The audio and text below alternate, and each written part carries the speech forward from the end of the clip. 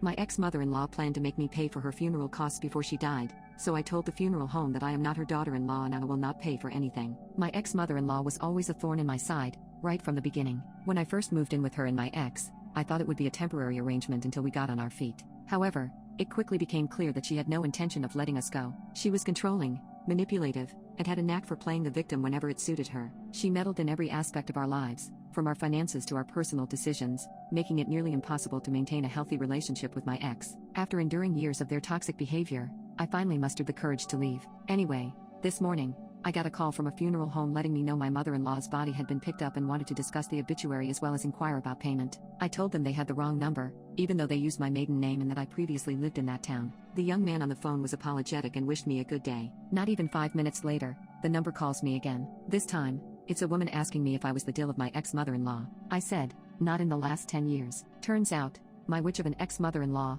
who honestly was a practicing witch but also just beach of a woman, had known she was dying and decided as one last FU, thought she would try to stick me with her funeral costs. Of course there's no legal recourse here, even though our state has that weird law where you legally have to take care of your parents if they can't. But she's not my mother, and I was never legally married to her son, thanks to his shady officiant friend not filing our marriage license. From what I can gather, she pre-planned her funeral and told the funeral home that I was currently her dill and would be covering all funeral costs. They believed her, probably because she played the victim so easily, and helped her make the plans. She did this when I lived with her and my ex. I busted my ass working full-time while she did nothing but spend all of her money at thrift stores, and my ex worked 15 to 20 hours a week for minimum wage. Now they're holding a body and have no idea what to do with it as they don't have contact info for my ex, nor do I. I suggested they call the nursing home. It's not even lunchtime, and I'm already stressed out and in a bad mood, but I refuse to let her ruin my entire day. Update: I found X on Book of Faces earlier today and sent a message including my number. He called. We spoke. He knew what his mother was doing and tried to talk her out of it,